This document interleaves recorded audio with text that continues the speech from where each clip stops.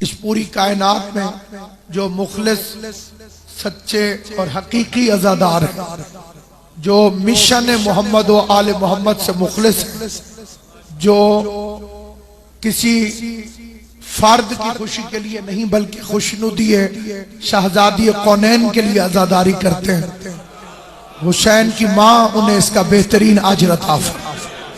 کیونکہ عزادار دو طرح کے ہوتے ہیں، ایک وہ عزادار ہیں کہ جن کا مقصد صرف اور صرف دنیا ہے، اور دنیا کے کتوں کو کبھی کبھی ہڈی بھی نصیب نہیں ہوتی، اور حقیقی عزادار صرف وہ ہے کہ جس کی ہر عزاداری میں بنیادی نیت، بنیادی خلوص صرف اور صرف خوشنودی حضرت فاطمہ الزہرا سلام اللہ علیہا۔ یہ وہ خوش قسمت ہے کہ ہو سکتا ہے کہ انہیں دنیا میں سے کوئی حصہ نہ ملے، لیکن آخرت میں ان سے سیدہ کونین نے وعدہ فرمایا۔ عزاداری حسین ابن علی تقاضا کرتی ہے خلوص کو، اور خلوص کا مطلب ہے خالص، اور خالص کا مطلب ہے جس میں ملاوٹ نہ ہو۔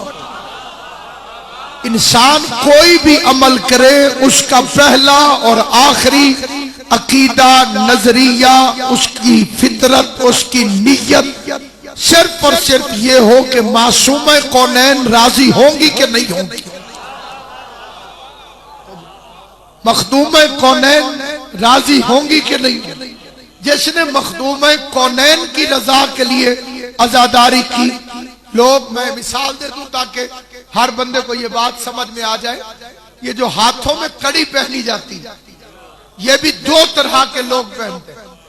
کچھ لوگ فیشن کے لیے پہنتے ہیں، اور کچھ لوگوں کا نظریہ ہے محبت سجاد۔ جو محبت سجاد میں پہنتے ہیں ان کا ہاتھ پھر حرام کی طرف نہیں بڑھتا۔ توجہ ہے یا نہیں؟ ان کا ہاتھ کبھی حرام کی طرف نہیں بڑھتا، ان کا ہاتھ کبھی نجاست کی طرف نہیں بڑھتا۔ اور جو فیشن کے لیے پہنتے ہیں، پہنی اس نے بھی، لیکن اسے حاصل حصول کچھ نہیں۔ مقصرین کو موقع مل گیا، انہوں نے کہا جناب یہ تو سکھ پہنتے ہیں اس لیے شیعہ ہاتھوں میں کڑیاں پہنتے ہیں۔ میں نے کہا کہ اگر کڑی ہم سکھوں کو دیکھ کے پہنتے ہیں تو کیا آپ بھی اپنی داڑھی سکھوں کو دیکھ کے لمبی چھوڑ دیں؟ جو ہے یا نہیں؟ آپ اس کا عقیدہ صاحب دے سے وہ میرے ساتھ، کیا آپ نے تسبیح ہندوؤں کی مالا کی وجہ سے پڑھی ہے؟ ہندو مالا جپتے ہیں تو کیا اس لیے تسبیح پڑھی ہے؟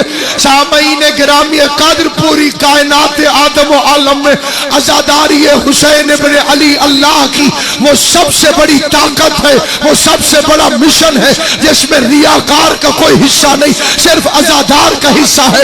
اس لیے کہ یہ عمل، یہ علم، یہ تعزیہ، یہ جلوس، یہ ذوالجلالہ، یہ عظمت سادات، یہ ولایت علی، یہ بندے کی ذاتی کوشش سے انسان کے پاس نہیں آ سکتا، کیونکہ خدا نے قرآن میں وعدہ کیا ہے، اللہ نے قرآن میں وعدہ کیا ہے، فَاذْكُرُونِي أَذْكُرْكُمْ، تم میرا ذکر کرو میں تمہارا ذکر کروں گا۔ حضرت شبیر نے نوک نیزہ کی بلندی سے گردن کٹ جانے کے بعد بھی اللہ کا ذکر کیا، قرآن کی آیتیں پڑھی۔